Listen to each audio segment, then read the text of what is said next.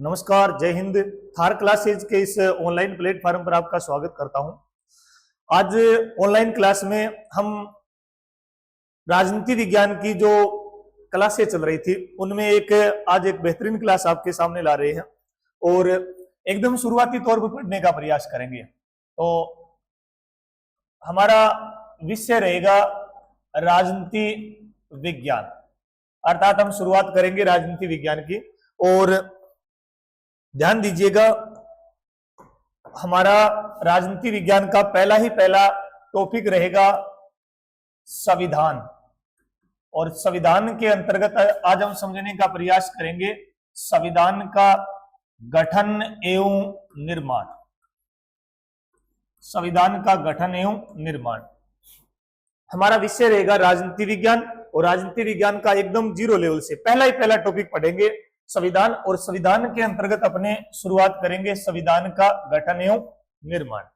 तो इस टॉपिक के अंतर्गत हम पूरा समझने का प्रयास करेंगे कि संविधान की शुरुआत आखिर कैसे होती है, इसकी प्रक्रिया किस प्रकार होती है, किस प्रकार भारत के संविधान का निर्माण होता है। तो इस टॉपिक को हम एकदम डिटेल और बारीकी से समझने का प्रयास करेंगे। सबसे पहले अपना टॉपिक है संविधान। संविधान का नाम आते ही हमारे मन में ये थिंकिंग आती है, ये विचार आता है कि आखिर संविधान कहते किसे हैं। तो एकदम नॉर्मल परिभाषा में समझे तो संविधान का शाब्दिक अर्थ होता है कानून एवं नियम, अर्थात यूं कहे तो कानून एवं नियम को ही क्या कहते हैं, संविधान। उसके बाद में कई बार पूछा भी जाता है, संविधान की एक परिभाषा आती है, हम इस परिभाषा को भी समझने का प्रयास करते हैं। संविधान की एक परिभाषा है बुनियादी नियमों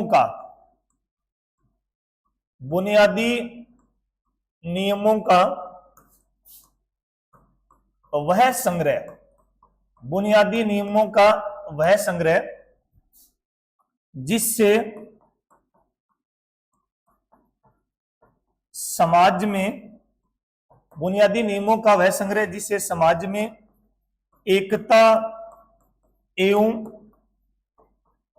शांति बनी रहे, एकता एवं शांति बनी रहे, उसे संविधान कहते हैं। ध्यान दीजिएगा, अच्छी परिभाषा है, कई बार पूछा भी जाता है। कहने का अर्थ है हमने टॉपिक शुरू किया है संविधान का। यहां हमने दो चीजें क्लियर की है। एक तो संविधान का शाब्दिक अर्थ होता है, आप लोगों से कोई पूछ भी ले कि आखिर संविधान किसे कहते हैं, तो एकदम नॉर्मल परिभाषा में कम शब्दों में संविधान का शाब्दिक अर्थ होता है कानून एवं नियम। उसके बाद में हमने पढ़ा कि एक परिभाषा आती है। परिभाषा क्या कह रही है, ध्यान दीजिएगा कि बुनियादी नियमों का वह संग्रह जिससे समाज में एकता एवं शांति बनी रहे, उसे क्या कहते हैं, संविधान। इस परिभाषा को हम डिटेल से समझे तो यहाँ पर एक वर्ड आ रहा है बुनियादी। कौन सा वर्ड, ध्यान दीजिएगा, एक बार हम टॉपिक को पूरा क्लियर ही करते हैं। हमने पढ़ा कि यहां शब्द आ रहा है बुनियादी। कौन सा शब्द है, बुनियादी। बुनियादी का अर्थ होता है प्राचीन, और इन प्राचीन नियमों का हमने क्या बना रखा है, संग्रह बना रखा है। और इन संग्रह का कारण है कि हमारे समाज में आज भी एकता एवं शांति बनी रही है। यानी हमारे समाज में जो सद्भाव, प्रेम, सहयोग, एकता या स्नेह, शांति बनी है, उसका अगर यूं देखा जाए तो महत्वपूर्ण योगदान है किसका है, संविधान का। तो ये तो संविधान का नॉर्मल अर्थ था। अब देखो, हमने या भारत के लोगों ने जो संविधान बनाया, हमारे दिमाग में बार बार विचार आ रहा होगा या आप भी सोच रहे होंगे कि आखिर भारत के लोगों ने संविधान बनाया तो क्यों बनाया। क्योंकि हमने बार बार जिक्र किया है, कोई भी परिस्थिति हो या कोई भी किसी चीज का निर्माण करना हो, उस चीज के पीछे कोई ना कोई परिस्थितियां होती है, बिना परिस्थिति कोई काम नहीं होता है। तो संविधान का निर्माण करने से पहले देखे तो हमने पढ़ा है कि भारत की स्वतंत्रता से, भारत के संविधान के निर्माण से पहले हमारे देश पर बाहरी विदेशी ताकतों का शासन था। तो भारत के लोगों के मन में ये विचार आया, जब दुनिया के देश बाहर से आकर हमारे देश पर शासन कर सकते हैं तो हम हमारे देश पर शासन क्यों नहीं कर सकते। दूसरी बात, हमने देखा है कि भारत में स्वतंत्रता से पहले चाहे मुगल हो, चाहे डच हो, चाहे अंग्रेज हो, चाहे फ्रांसीसी हो, जिन लोगों ने भी, जिन ताकतों ने भी, जिन जातियों ने भी हमारे देश पर शासन किया, इसका अर्थ है कि सीधी सी बात है भाई, उनके पास क्या थे, कानून एवं नियम। वो हमारे से ज्यादा शारीरिक रूप से पावरफुल या ताकतवर नहीं थे, क्योंकि उनके पास क्या थे? कानून एवं नियम। अगर हमारे पास भी उस समय कानून एवं नियम होते तो हमारे देश पर वो शासन नहीं कर सकते थे। अब देखो, अब हमारी शुरुआत होती है टॉपिक की, आखिर भारत के संविधान का निर्माण कैसे हुआ। एक चीज मैं यहाँ पर क्लियर कर देता हूं, कई बार आ भी जाता है, मैं आप लोगों से पूछना चाहता हूं, बताइएगा कि संविधान बनने की प्रोसेस या प्रक्रिया स्वतंत्रता से पहले शुरू हुई या बाद में? तो इस बारे में अच्छी प्रकार से ध्यान रखना। भारत के संविधान बनने की प्रक्रिया 1947 अर्थात यूं कहे तो स्वतंत्रता से पहले ही शुरू हो गई थी। अर्थात भारत स्वतंत्र नहीं हुआ था, लेकिन संविधान बनाना भारत के लोगों ने पहले ही शुरू कर दिया था। अब देखो पहले क्यों किया, हमने पढ़ा है कि भारत के लोगों को अच्छी प्रकार से पता था कि हम आज नहीं तो कल स्वतंत्र हो जाएंगे, लेकिन स्वतंत्र होने के बाद में अगर हमारे पास कानून और नियम नहीं होंगे तो स्वतंत्रता का कोई औचित्य नहीं होगा। अब हम पढ़ेंगे कि आखिर संविधान बनने की शुरुआत कहां से होती है। अभी हमने दो चीजें क्लियर की है, एक तो संविधान का अर्थ होता है कानून एवं नियम, और एक हमने पढ़ी है कौन सी? परिभाषा। अब देखो हम समझते हैं कि आखिर भारत के लोगों ने संविधान कैसे बनाया। तो हमारा टॉपिक चल रहा है संविधान का गठन एवं यूं कहे तो संविधान का निर्माण। एकदम बारीकी से और आसानी से आपको समझाने का प्रयास करेंगे, एकदम पूरे टॉपिक को क्लियर करने का प्रयास करेंगे। अब देखो हमने बार बार जिक्र किया है कि जब भारत का संविधान बनना शुरू हुआ था तो आपको अच्छी प्रकार से पता है कि हम आजाद नहीं थे, स्वतंत्र नहीं थे। तो स्वतंत्रता से पहले जब हमने संविधान बनाना शुरू किया तो हमें अच्छी प्रकार से पता है कि हमने अंग्रेजों से क्या की भाई? मांग की। तो संविधान सभा की मांग करने के लिए तीन बड़ी मांगे थी। सर्वप्रथम मांग की गई थी 1895 में। 1895 में एक बिल लाया गया था, जो बिल कौन सा था? स्वराज बिल। इस बारे में ये ध्यान रखना, स्वराज बिल लाने वाले कौन थे? तिलक महोदय। तिलक महोदय, तिलक बोले तो बाल गंगाधर तिलक। तो कहने का अर्थ है संविधान सभा की सर्वप्रथम मांग की गई थी 1895 में। कौन सा बिल लाए? स्वराज बिल। और लाने वाले कौन थे? तिलक महोदय। लेकिन अंग्रेजों ने भारत के संविधान सभा की इस मांग को स्वीकार नहीं किया। क्यों नहीं किया? क्योंकि हम भली बात जानते हैं कि अंग्रेज जानते थे कि भारत के लोगों का अगर संविधान बन गया तो हमें भारत पर शासन करने नहीं दिया जाएगा। अगली एक बहुत बड़ी मांग की थी 1922 में, और हम बता देते हैं, क्लियर कर देते हैं, मांग करने वाले थे महात्मा गांधी। गांधी जी ने न केवल मांग की बल्कि कहा कि संविधान का निर्माण कौन करेंगे? भारतीय। संविधान का निर्माण कौन करेंगे? भारतीय। और एक चीज और बताई कि संविधान का निर्माण न केवल भारतीय करेंगे बल्कि भारतीयों की इच्छा अनुसार होगा। किसके अनुसार होगा?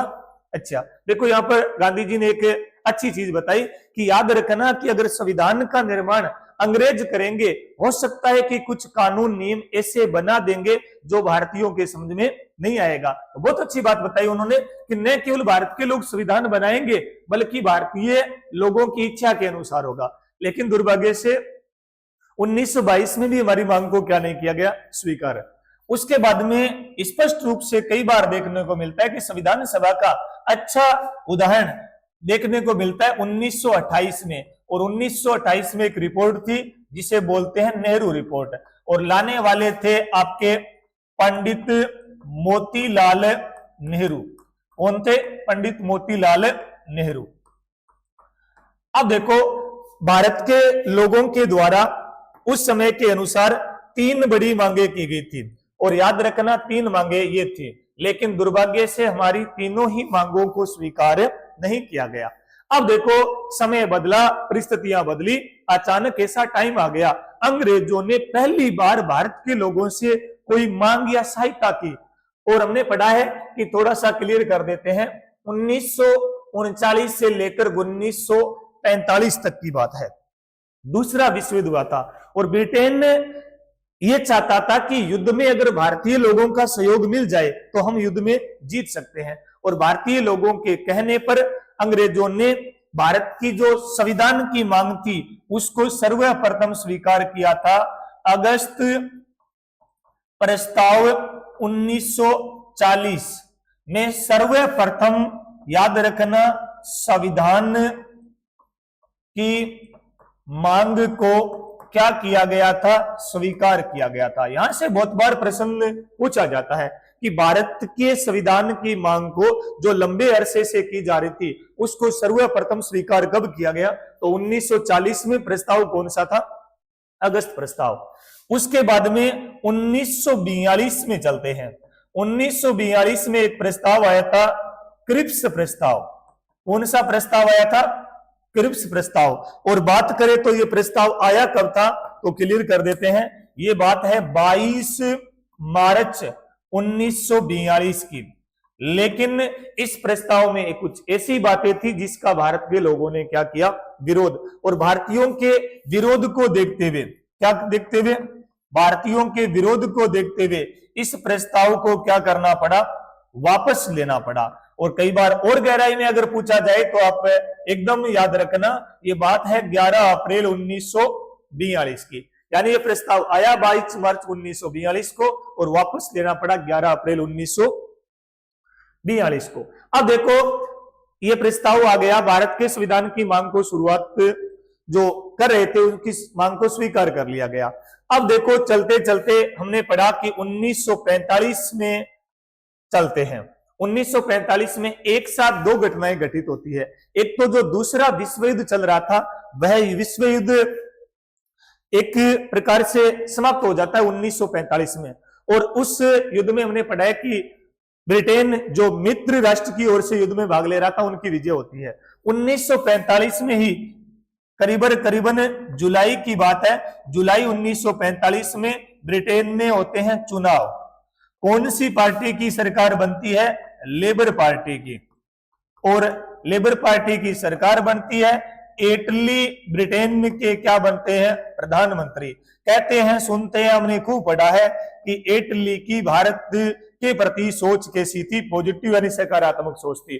लेकिन कुछ लोग इस बात से सहमत नहीं है कि इटली भारत के प्रति सकारात्मक नहीं हो सकता। लेकिन कुछ पॉलिटिकल विचारक अपनी इस पर राय ये दे देते हैं कि दूसरे विश्व युद्ध में ब्रिटेन जीत जरूर गया था, लेकिन काफी ज्यादा आर्थिक मंदी की दौर में आने के कारण, ऐसी परिस्थितियां होने के कारण सकारात्मक थे नहीं, सकारात्मक बन गए थे। कहने का अर्थ कोई बात हो, एक चीज यहां ध्यान रखिएगा, ब्रिटेन में दो दल है, एक लेबर पार्टी और एक कंजर्वेटिव पार्टी। अमेरिका में भी कौन से दल है, दो दल है, एक तो है रिपब्लिक और एक है डेमोक्रेटिक।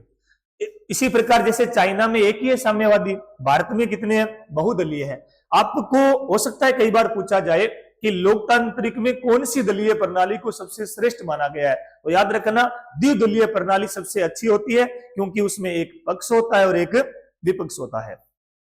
अब देखो 1945 में चुनाव होते हैं और इटली के द्वारा ही हमने खूब पढ़ा है कि गठन किया जाता है कैबिनेट मिशन का। इटली गठन करता है कैबिनेट मिशन का, और कैबिनेट मिशन का गठन किया जाता है 1946 में। कब किया जाता है, 1946 में। अब देखो हमें इस बारे में जानकारी ये रखनी है कि कैबिनेट मिशन का गठन कर दिया गया 1946 में। कई बार यहां पर पूछा जाता है कि कैबिनेट मिशन में कितने सदस्य थे, तो याद रखना यूं मान लीजिएगा कि कैबिनेट मिशन क्या हो गया, पास हो गया। अर्थात कितने सदस्य थे, 3 सदस्य थे। 3 कौन कौन से थे, कई बार पूछा जाता है। पी से हो जाएगा आपके 1 नंबर पैथिक लॉरेंस, पहला हो जाएगा पैथिक लॉरेंस। दूसरा ए से हो जाएगा अलेक्जेंडर, दूसरा हो जाएगा आपके अलेक्जेंडर, और तीसरा हो जाएगा सर क्रिप्स। कौन सा हो जाएगा, सर क्रिप्स। कई बार पूछा जाता है कि कैबिनेट मिशन का नाम आखिर कैबिनेट मिशन ही क्यों पड़ा, तो थोड़ा सा और गहराई में जाकर पढ़ते हैं कि मिशन का अर्थ होता है उद्देश्य। हमें इसी प्रकार से बताया कि तीनों सदस्य भारत में अपना कोई ना कोई उद्देश्य लेकर आए थे, और तीनों के तीनों ब्रिटेन की पार्लियामेंट के कैबिनेट मंत्री थे। इस कारण इसका नाम क्या पड़ा, कैबिनेट मिशन। कई बार हो सकता है और ज्यादा अगर डिटेल में चला जाए बंदा सामने वाला, तो पूछ लिया जाता है, ये प्रश्न आया भी गया है कि कैबिनेट मिशन का अध्यक्ष कौन था, तो आपको इस बारे में ध्यान रखना है। पैथिक लॉरेंस कैबिनेट मिशन के क्या थे, अध्यक्ष थे। अब देखो कैबिनेट मिशन भारत आता है, करीबन बात है अपने 24 मार्च 1946 की। 24 मार्च 1946 को ये भारत आता है। और भारत में आने के बाद कैबिनेट मिशन के सुझाव पर ही किसका गठन किया गया? संविधान सभा का गठन। किसका किया गया? संविधान सभा का। और इसी संविधान सभा ने कालांतर में क्या बनाया भाई? संविधान बनाया। क्या बनाया? संविधान।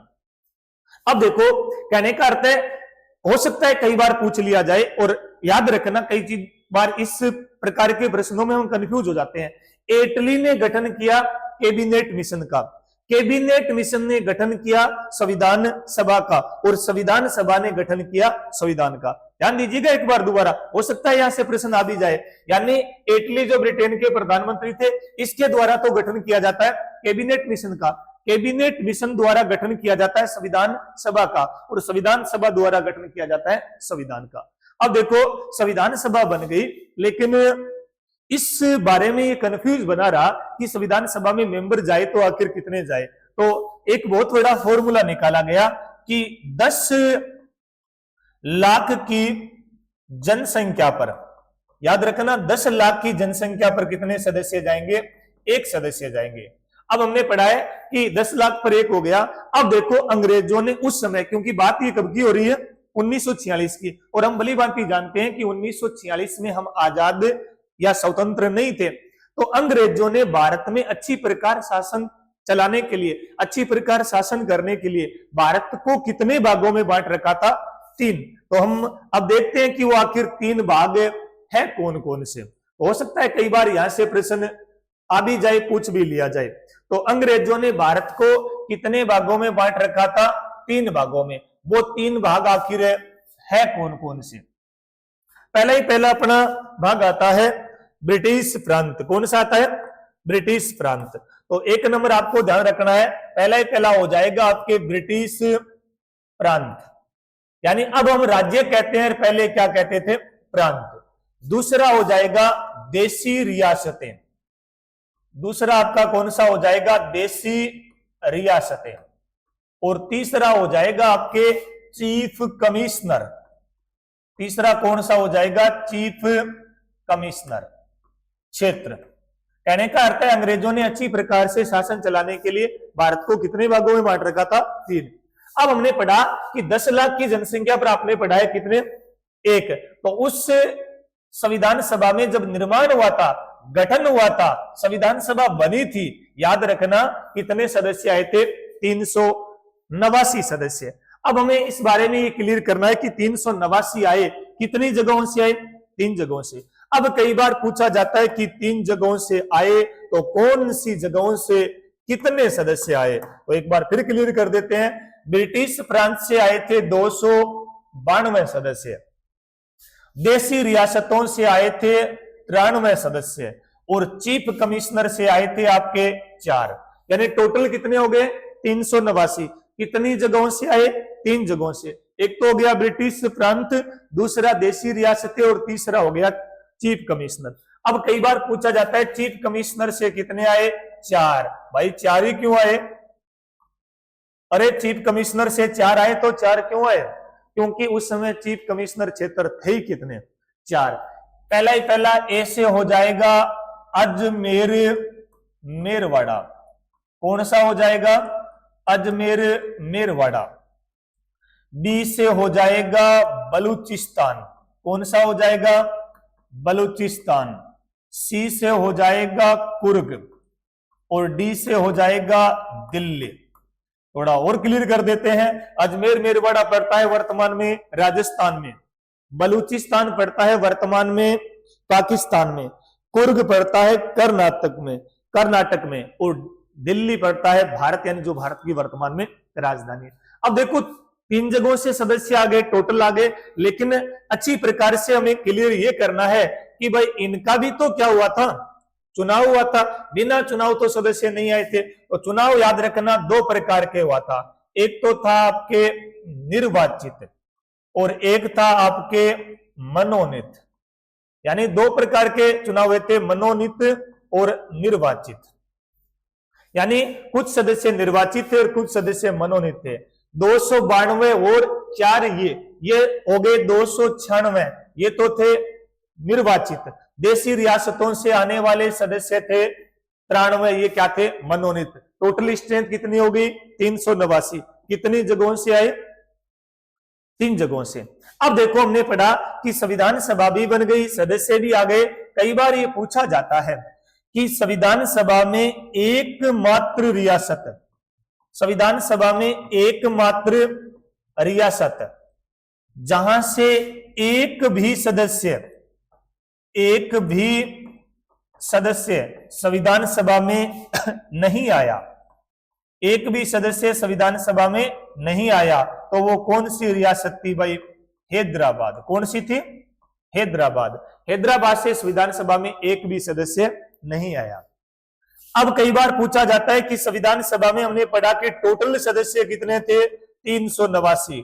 टोटल में से आप लोगों से पूछा जाए महिला सदस्यों की संख्या कितनी थी, टोटल तो 389 थे, लेकिन टोटल में महिला कितनी थी, 15। क्या संविधान सभा में अपने राजस्थान से भी सदस्य गए थे, बिल्कुल गए थे भाई। राजस्थान से सदस्य गए तो कितने गए, 12। 12 बोले तो 1 + 11, 1 + 11 बोले तो 12। 12 का अर्थ होता है एक सदस्य तो क्या था, निर्वाचित, और 11 जो देशी रियासतों से गए थे वो क्या थे, मनोनीत। अब कई बार यह भी पूछा जाता है कि संविधान सभा में देखो टोटल 389 सदस्य है, वो तो याद नहीं कर सकते, लेकिन एक बार प्रश्न आया है कि संविधान सभा में निम्न में से कौन सा सदस्य शामिल नहीं था, तो महात्मा गांधी संविधान सभा के सदस्य नहीं थे। हमें लगता है यार महात्मा गांधी तो बहुत बड़े व्यक्ति थे, ये तो संविधान सभा के सदस्य होने चाहिए, लेकिन हमने पढ़ा है कि महात्मा गांधी ने अपने अंतिम समय में राजनीति से संन्यास ले लिया था, इसलिए गांधी जी बड़े जरूर थे, लेकिन गांधी जी संविधान सभा के सदस्य नहीं थे। यहां से प्रश्न बहुत बार आता है। अब देखो हमने पढ़ा कि संविधान सभा भी बन गई, सदस्य भी आ गए, चुनाव भी हो गए। आखिरकार अब हमने पढ़ाई की बहुत लंबे टाइम के बाद में वो शुभ दिन आता है जिसको भारतीयों को बहुत लंबे अरसे से क्या था भाई, इंतजार था। आखिरकार हमने पढ़ा कि संविधान निर्माण का कार्य क्या होता है, शुरू। अब संविधान का निर्माण कैसे शुरू होता है इसके बारे में हम चर्चा कर रहे हैं। अब देखो संविधान निर्माण में इतना याद रखना है कि 9 दिसंबर 1946 को संविधान सभा की प्रथम बैठक होती है। क्या होती है भाई, प्रथम बैठक। देखो सर्वप्रथम मांग की गई थी 1895 में, और चलते चलते संघर्ष करते करते इंतजार करते करते 9 दिसंबर 1946 का टाइम आता है, और इस दिन हमारे संविधान सभा की क्या होती है, प्रथम बैठक। प्रथम बैठक में 3 चीजों के बारे में आपको याद रखना है। 3 चीजें क्लियर कर लेते हैं कि क्या क्या हुआ था प्रथम बैठक में। तो प्रथम बैठक में टोटल सदस्य जिन्होंने भाग लिया, कितने सदस्यों ने, 211 सदस्यों ने। और प्रथम बैठक में अस्थायी अध्यक्ष बनाया गया। क्या किया गया, अस्थायी अध्यक्ष। अस्थायी अध्यक्ष बने थे डॉक्टर सच्चिदानंद सिन्हा। कौन बने थे, सच्चिदानंद सिन्हा। और पहली बैठक में एक गड़बड़ हो गई भाई। पहली बैठक में मामला गड़बड़ ये हुआ कि मुस्लिम लीग ने बैठक का क्या किया भाई, बहिष्कार किया। अर्थात उन्होंने कहा कि हमारे लिए संविधान सभा क्या होनी चाहिए, अलग होनी चाहिए। कहने का अर्थ है अस्थायी अध्यक्ष बना दिया, टोटल स्ट्रेंथ 211, और मुस्लिम लीग ने क्या किया, बहिष्कार। इनके 2 दिन बाद में एक बड़ी बैठक और होती है। कब होती है, 2 दिन बोले तो 11 दिसंबर 1946 को। इस बैठक में भी कितनी बातें होती है, 3। पहली बात होती है, इस बैठक में क्या किया गया, स्थायी अध्यक्ष। स्थायी अध्यक्ष किसे बनाया गया, डॉक्टर बोले तो राजेंद्र बोले तो प्रसाद। अर्थात डॉक्टर राजेंद्र प्रसाद क्या बनते हैं, स्थायी अध्यक्ष। दूसरा महत्वपूर्ण काम हुआ, इस बैठक में क्या किया गया, उपाध्यक्ष बनाया गया। उपाध्यक्ष कौन बनते हैं, HC मुखर्जी। तीसरा महत्वपूर्ण काम किया गया, संवैधानिक सलाहकार। संवैधानिक क्या बनाए गए, सलाहकार। और संवैधानिक सलाहकार बनते हैं बी.एन. राव। कौन बनते हैं? बी.एन. राव। यानी पहली बैठक में 3 बातें, दूसरी बैठक में महत्वपूर्ण 3 बातें। या तो स्थायी अध्यक्ष डॉक्टर सच्चिदानंद सिन्हा, या अस्थायी अध्यक्ष, और यहाँ स्थायी अध्यक्ष डॉक्टर राजेंद्र प्रसाद। इनके 2 दिन बाद में एक और बड़ी बैठक होती है 13 दिसंबर, और बात वापस कब की है? 1946 की। तीसरे बैठक में हम चर्चा करते हैं कि आखिर क्या होता है, अर्थात कौन सी प्रक्रिया होती है। तो इस बैठक में हमें इस बारे में विशेष तौर से ध्यान रखना है। अब देखो तीसरी बैठक में भी कितनी बातें हमने पढ़ा कि इस बैठक में याद रखना उद्देश्य प्रस्ताव। कौन सा प्रस्ताव? उद्देश्य प्रस्ताव। क्या किया गया? पेश किया गया। करने वाले कौन थे? पंडित नेहरू। उसके बाद में उद्देश्य प्रस्ताव पेश किया गया और 22 जनवरी 1947 को यह सर्वसहमति से क्या हो जाता है? पारित। तो याद रखना, अब संविधान की प्रोसेस प्रक्रिया चल रही थी, महत्वपूर्ण बैठकें हो रही थी, इसमें बड़े बड़े डिसीजन लिए जा रहे थे। अब संविधान बन रहा था। संविधान बनने के दौरान कई बार पूछा जाता है कि संविधान बनने के दौरान टोटल 3 वाचन हुए। क्या हुए? 3 वाचन हुए। वाचन का अर्थ क्या होता है भाई? टोटल वाचन कितने हुए? 3। कई बार बहुत सारे अभ्यर्थी प्रश्न करते हैं कि वाचन आखिर होता क्या है। तो वाचन की बात करें तो वाचन का अर्थ क्या होता है? संविधान सभा में जो भी चीजें संविधान सभा के सदस्य उठा रहे थे उनका सबके सामने क्या किया गया? वाचन। टोटल कितने हुए? 3। अब देखो, हालांकि ज्यादातर तो इतना ही पूछा जाता है कि वाचन हुए कितने, लेकिन हम एकदम डिटेल से पढ़ेंगे। हो सकता है कि पढ़ने के बाद में आपको एहसास होना चाहिए कि वास्तव में हमने क्लास ली है। केवल इतना नहीं पूछा जाएगा कि वाचन, हो सकता है ऊपर से आता है कि वाचन हुए तो आखिर इनकी अवधि कब कब थी। हालांकि इतनी गहराई से प्रश्न नहीं पूछे जाते, फिर भी हम क्लियर कर देते हैं। प्रथम वाचन की अवधि थी आपके 4 नवंबर 1948 से हो जाएगा आपके 9 नवंबर 1948, यानी 4 नवंबर 1948 से 9 नवंबर 1948। दूसरा वाचन था आपके 15 नवंबर 1948 से 17 अक्टूबर 1949, और तीसरा वाचन था आपके 14 नवंबर 1949 से 26 नवंबर 1949, और 26 नवंबर को क्या हो गया? बनकर तैयार हो गया। अब हो सकता है कई बार पूछ भी लिया जाए टोटल वाचन कितने हुए भाई? 3 वाचन हुए। अब देखो, संविधान बन रहा था, वाचन की प्रक्रिया थी। अब देखो यहां से हम ये समझते हैं कि संविधान बनाने के दौरान कुछ समितियों का क्या किया गया? गठन किया गया। कितनी समितियां थी ये हम चर्चा करते हैं। तो संविधान का जब निर्माण किया जा रहा था तो 8 बड़ी समितियां थी। कितनी बड़ी समितियां थी? 8। यानी संविधान निर्माण के दौरान 8 बड़ी क्या बनाई गई? समितियां बनाई गई। यानी 8 बड़ी समिति का क्या किया गया? गठन। अब पूछ लिया जाता है कि 8 समितियां थी तो भाई कौन कौन सी थी? तो हम क्लियर करते हैं कि 8 कौन सी थी, कौन से के कौन अध्यक्ष थे। तो 8 में पहली लिखनी है आपकी संघीय संविधान समिति। कौन सी हो जाएगी? संघीय संविधान समिति। इसके अध्यक्ष थे आपके पंडित नेहरू। कौन थे अध्यक्ष? पंडित नेहरू। दूसरी थी आपके संघ शक्ति समिति। कौन सी समिति? संघ शक्ति समिति। इसमें भी याद रखना इसके अध्यक्ष भी थे पंडित जवाहरलाल नेहरू। उसके बाद में अगली समिति आपके राज्यों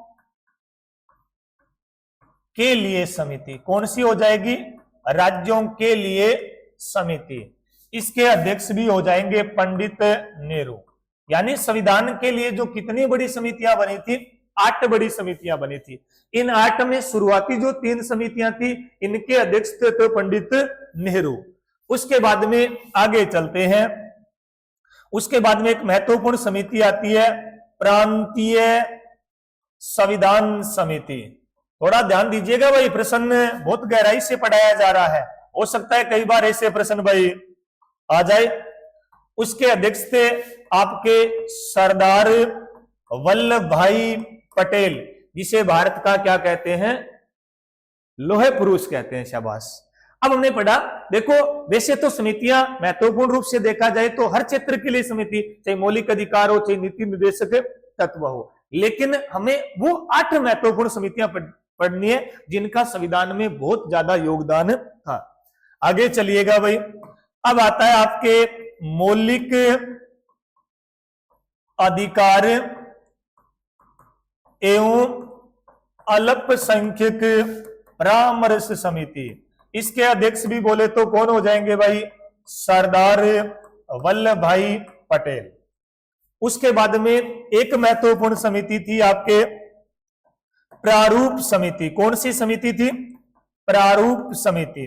प्रारूप समिति के अध्यक्ष थे आपके डॉक्टर भीमराव अंबेडकर, जिसे संविधान का क्या कहते हैं, पिता। उसके बाद में थी आपके संचालन समिति। कौन सी समिति, संचालन समिति। और लास्ट 8वीं महत्वपूर्ण थी आपके प्रक्रिया नियम समिति। कौन सी हो जाएगी, प्रक्रिया। दोनों के अध्यक्ष बोले तो कौन थे, डॉक्टर बोले तो राजेंद्र बोले तो प्रसाद, डॉक्टर राजेंद्र प्रसाद। और यहां भी कौन थे, डॉक्टर राजेंद्र प्रसाद। तो ध्यान दीजिएगा, टोटल समितियां कितनी होगी भाई, आपके 8 समितियां होगी। 8 में याद करने के लिए आपको यह समझना है कि शुरुआती 3 के अध्यक्ष नेहरू, उसके बाद में 2 के सरदार वल्लभ भाई पटेल, 1 के अंबेडकर और 2 के कौन हो गए, राजेंद्र प्रसाद। अब देखो संविधान में जो समितियां बन रही थी, अपना काम कर रही थी। अब हमने शुरुआती तौर पर जब टॉपिक स्टार्ट किया था, आपको अच्छी प्रकार से बताया, हमने पढ़ा था कि राजस्थान का क्या संविधान में योगदान था भाई, आपने कहा कि बिल्कुल था। कितने सदस्य आए, 12 सदस्य।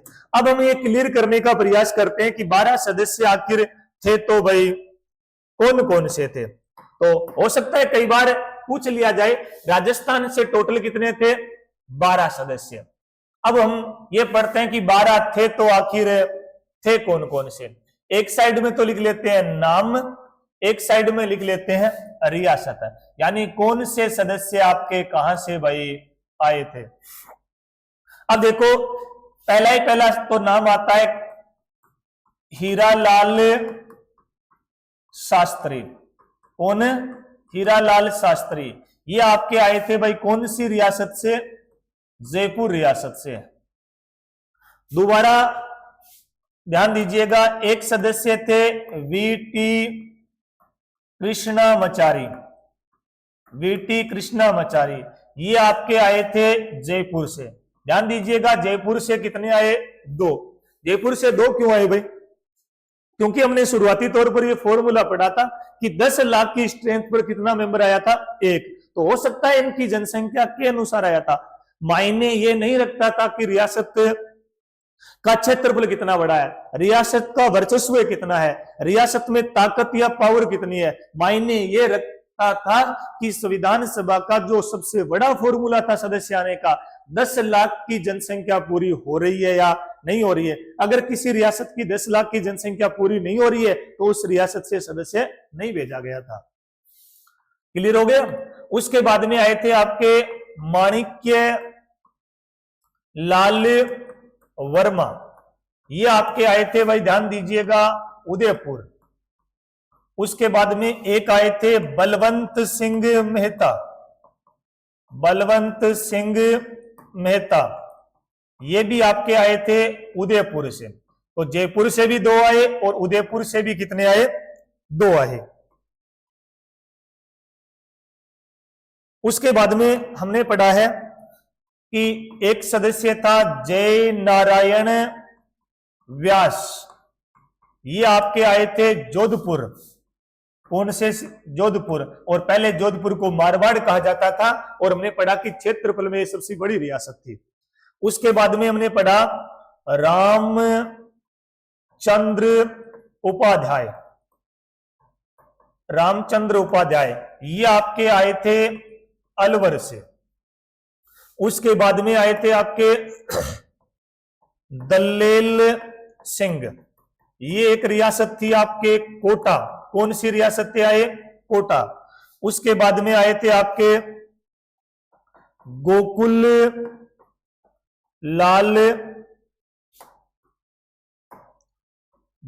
लाल असावा, ये आपके एक रियासत थी। कौन सी? साहेबपुरा। साहेबपुरा बोले तो भाई भीलवाड़ा। उसके बाद में एक थे आपके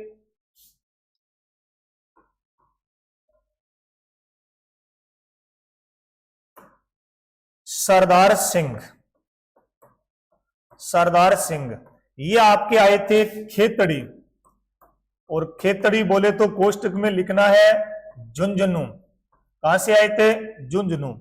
उसके बाद में आए थे एक जसवंत सिंह, ये आपके आए थे बीकानेर से। कहां से आए थे? बीकानेर से। उसके बाद में आए थे आपके राज बहादुर, ये आपके आए थे भरतपुर। ध्यान दीजिएगा, हमने शुरुआती तौर पर लिखा है कि टोटल सदस्य कितने आए थे? 12। इसमें 11 क्या थे? मनोनीत। तो ये 11 सारे के सारे कहां से आ गए? रियासतों से। अब एक सदस्य बचता है आपके, हमने पढ़ा था, यहां लिख देता हूं, 12वां सदस्य था आपके मुकुट बिहारी भार्गव। ये एकमात्र राजस्थान से निर्वाचित थे, और राजस्थान में उस समय एक चीफ कमिश्नर क्षेत्र हुआ करता था, अजमेर मेरवाड़ा, और राजस्थान के एकमात्र क्या थे भाई? निर्वाचित। तो हमने पढ़ा कि टोटल सदस्य हो गए आपके 12, जिसमें से 11 तो क्या हो गए? मनोनीत, और एक हो गया निर्वाचित। अब देखो टोटल सदस्य आ गए अपनी संविधान सभा में राजस्थान से। अब देखो संविधान का जब निर्माण की प्रक्रिया चल रही थी, अभी तक बनकर तैयार नहीं हुआ था। इसी दौरान हमने पढ़ा कि क्या होता है, संविधान की प्रक्रिया जब चल रही होती है, अचानक भारत का विभाजन हो जाता है। और विभाजन की योजना के पीछे बहुत बड़ा डिसीजन उठाते हुए थोड़ी सी एक सामान्य जानकारी बताने का प्रयास करता हूं। गवर्नर जनरल बनाया गया था लॉर्ड माउंटबेटन को।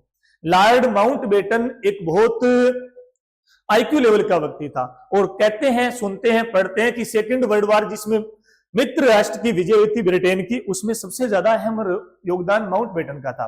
तो माउंटबेटन जब आए तो उन्होंने 2 बड़ी घोषणाएं की कि भारत को स्वतंत्र तो किया जाएगा, लेकिन भारत का डिवाइडेशन कर दिया जाएगा, अर्थात भारत के टुकड़े कर दिए जाएंगे, बांट दिए जाएंगे। तो उसके बाद में हमने कालांतर में पढ़ा है कि विभाजन की प्रक्रिया होने के बाद जो संविधान सभा थी उनका भी क्या हो गया? विभाजन। और संविधान सभा का विभाजन होने के बाद में हमने पढ़ा कि संविधान सभा में जो सदस्य बचते हैं वो बचते हैं आपके 299 सदस्य। कहने का अर्थ है शुरुआती तौर पर 389 थे, लेकिन बाद में कितने बचते हैं? 299। अब देखो संविधान की प्रक्रिया आगे बढ़ रही थी, इसी दौरान हमने पढ़ा कि 26 नवंबर 1949 को भारत का संविधान बनकर क्या हो गया? तैयार हो गया। अर्थात यहां पर 3 वर्डों का प्रयोग करना है। इसी दिन संविधान को क्या किया गया? अंगीकृत।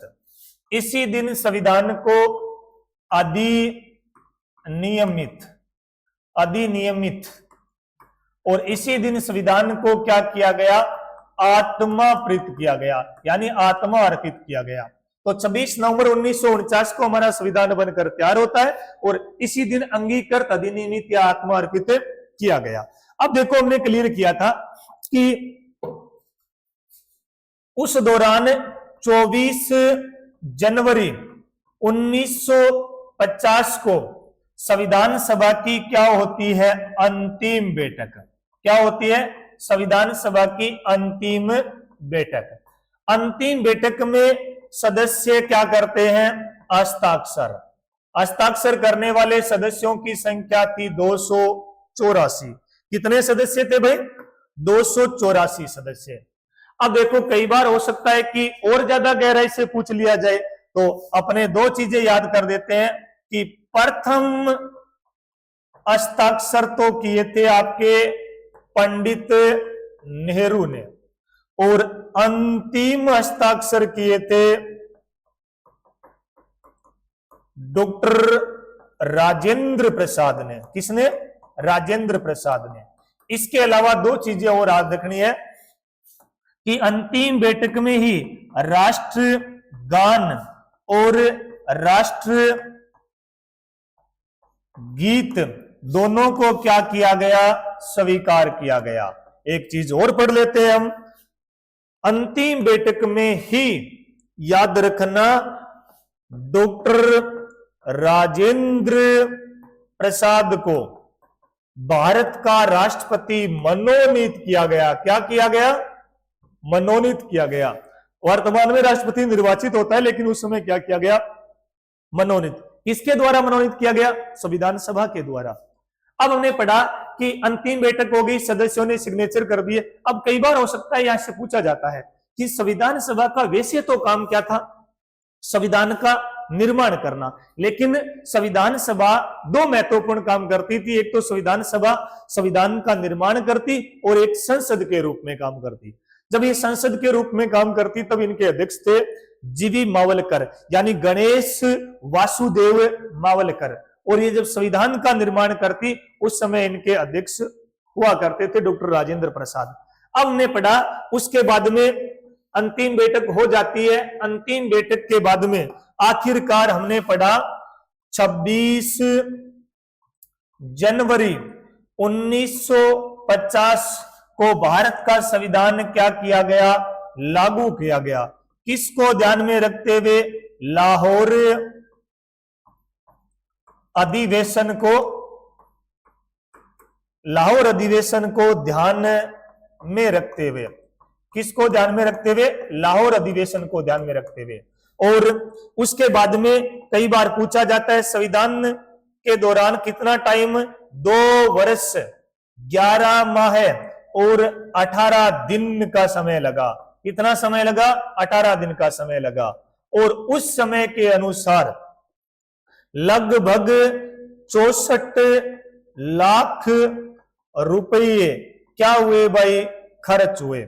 और 11th की बुक में दे रखा है 63.95। तो इस प्रकार हमने पढ़ा कि भारत के संविधान का निर्माण कैसे होता है। तो अपने पॉलिटिकल में पहला टॉपिक होता है संविधान का गठन एवं निर्माण। आखिर संविधान का निर्माण किसने किया, कैसे किया और किस परिस्थितियों में बनकर तैयार हुआ। अब हम इसमें एक बार दोबारा थोड़ा सा रिवीजन करने का प्रयास करते हैं। बहुत कम समय में पूरे टॉपिक को एक प्रकार से क्लियर करते हैं कि संविधान की जो प्रोसेस या प्रक्रिया चल रही थी उसमें हमने पढ़ा है कि एक बार वापस से इसको रिवीजन करते हैं कि इस, अब देखो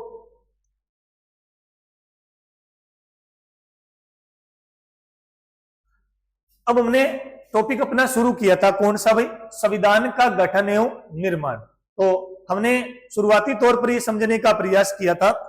एक बार वापस से इसको रिवीजन करने का प्रयास करता हूं, 10 मिनट का टाइम लगाकर ध्यान से सुनिएगा। हमने पढ़ा शुरुआती तौर पर संविधान का गठन एवं निर्माण। संविधान का शाब्दिक अर्थ होता है कानून एवं नियम। उसके बाद में हमने पढ़ी परिभाषा, बुनियादी नियमों का वह संग्रह जिससे समाज में एकता और शांति बनी रहे। उसके बाद में हमने पढ़ा कि संविधान के लिए 3 बड़ी मांगे थी। पहली 1895 में स्वराज बिल, 1922 में महात्मा गांधी और 1928 में नेहरू रिपोर्ट। उसके बाद में हमने पढ़ा भारत के संविधान की मांग को सर्वप्रथम स्वीकार किया गया था 1940 में। प्रस्ताव बोले तो अगस्त प्रस्ताव। उसके बाद में दोबारा ध्यान दीजिएगा 1942 में कौन सा प्रस्ताव? क्रिप्स प्रस्ताव। इस प्रस्ताव को भारतीय लोगों ने विरोध किया और कालांतर में उसे वापस लेना पड़ा। उसके बाद में 1945 में ब्रिटेन में चुनाव, लेबर पार्टी की सरकार बनी, एटली प्रधानमंत्री बने। एटली ने गठन किया कैबिनेट मिशन का। कैबिनेट मिशन आता है 24 मार्च 1946 को भारत कैबिनेट मिशन द्वारा गठन किया गया संविधान सभा का, संविधान सभा ने गठन किया भारत के संविधान का। उसके बाद में संविधान सभा में सदस्य जाने के लिए फॉर्मूला 10 लाख पर एक सदस्य। टोटल सदस्य कितने गए? 389। कितनी जगहों से गए? 3 जगहों से, ब्रिटिश प्रांत, देशी रियासतें और चीफ कमिश्नर क्षेत्र। सदस्यों का चुनाव कितनी प्रकार हुआ? 2, निर्वाचित और मनोनीत। टोटल निर्वाचित कितने थे? 296। मनोनीत कितने थे? 93। संविधान में वह रियासत जहां से कोई मेंबर नहीं आया, हैदराबाद। संविधान में टोटल 389, महिला सदस्य 15, राजस्थान से सदस्य 12, एक निर्वाचित 11 मनोनीत। राजस्थान से महिला सदस्य एक भी नहीं।